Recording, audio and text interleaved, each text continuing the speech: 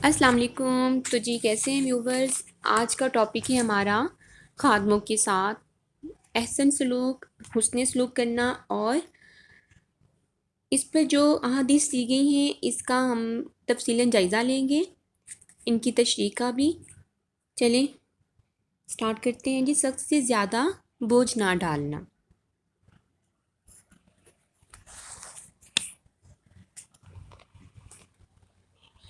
رسول اللہ صلی اللہ علیہ وآلہ وسلم نے فرمایا، غلام کا حق یہ ہے کہ اسے کھانا اور کپڑا دیا جائے اور اس پر کام کا صرف اتنا ہی بوجھ ڈالا جائے جسے وہ سہار سکتا ہو۔ اب اس کی تشریح کا جائزہ لیتے ہیں۔ تشریح: اصل حدیث میں مملوک کا لفظ آیا ہے، جس سے مراد غلام اور باندی ہیں، جو اسلام سے پہلے عرب سوسائٹی میں پائے جاتے تھے۔ لوگ ان غلام اور باندیوں کے ساتھ حیوانات سے بدتر سلوک کرتے، انہیں نہ تو ٹھیک طرح سے کھانا دیتے اور نہ کپڑے پہناتے، اور ناقابل برداشت حد تک ان سے کام لیتے۔ جب اسلام آیا تو اس وقت یہ طبقہ موجود تھا۔ آپ صلی اللہ علیہ وآلہ وسلم نے مسلمان سوسائٹی کو ہدایت کی کہ ان کے ساتھ انسان کا سا سلوک کرو، انہیں وہی کچھ کھلاؤ جو تم کھاتے ہو، اور وہ کپڑے پہناؤ جو تم پہنتے ہو، اور ان سے صرف اتنا ہی کام لو جتنا ان کے بس میں ہو۔ ایسا ہی معاملہ اس مستقل نوکر کے ساتھ ہونا چاہیے جس کے شب و روز آپ کے پاس گزرتے ہیں۔ خادموں کے ساتھ سلوک کے سلسلے میں ابو قلابہ رضی اللہ عنہ کی یہ روایت پڑھیے۔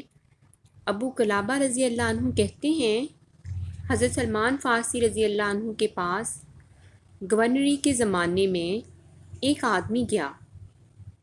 اس نے دیکھا کہ آپ اپنے ہاتھ سے آٹا گوندھ رہے ہیں۔ پوچھا، یہ کیا؟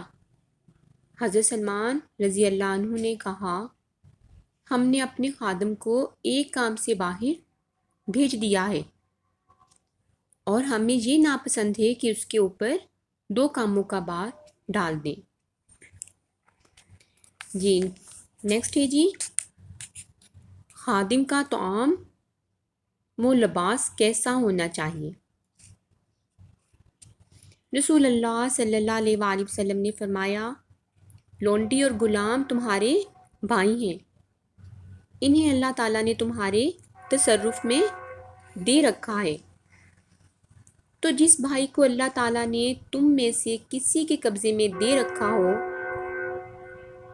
تو اسے چاہیے کہ اسے وہی کھلائے جو خود کھاتا ہے، اور اسے وہ کپڑا پہنائے جو وہ خود پہنتا ہے، اور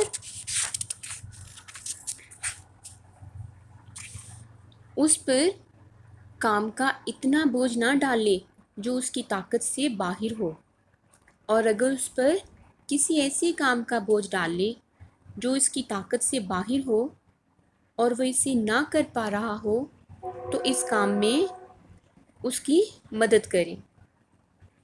کھانے میں خادم کی شرکت۔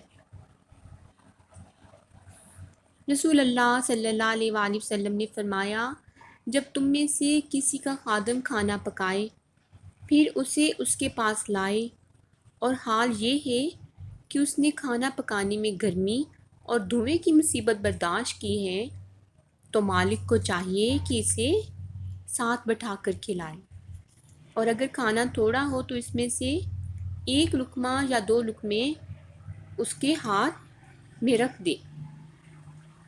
خادموں کے ساتھ حسن سلوک۔ حضرت ابوبکر صدیق رضی اللہ عنہ سے روایت ہے، وہ کہتے ہیں کہ رسول اللہ صلی اللہ علیہ وآلہ وسلم نے ارشاد فرمایا، اپنے غلاموں اور خادموں پر اپنے اختیار کو غلط استعمال کرنے والا جنت میں داخل نہیں ہوگا۔ لوگوں نے پوچھا کہ اللہ کے رسول صلی اللہ علیہ وآلہ وسلم، کیا آپ صلی اللہ علیہ وآلہ وسلم نے ہمیں نہیں بتایا کہ اس امت میں دوسری امتوں کے مقابلے میں غلام اور یتیم زیادہ ہوں گے؟ آپ صلی اللہ علیہ وآلہ وسلم نے فرمایا، ہاں، میں نے تمہیں یہ بات بتائی ہے۔ بس تم لوگ اپنی اولاد کی طرح ان کی خاطر کرو اور انہیں وہ کھانا کھلاؤ جو تم کھاتے ہو۔ غلام کو مارنے کی ممانعت۔ حضور صلی اللہ علیہ وآلہ وسلم نے حضرت علی رضی اللہ عنہ کو ایک غلام بخشا اور فرمایا اسے مارنا مت، کیونکہ مجھے نمازی کو